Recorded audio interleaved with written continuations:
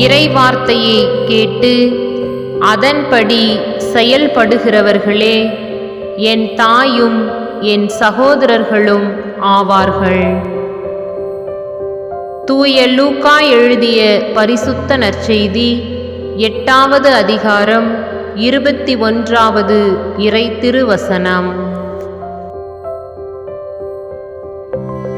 இறைவார்த்தையை கேட்டு அதன்படி செயல்படுகிறவர்களே என் தாயும் என் சகோதரர்களும் ஆவார்கள்.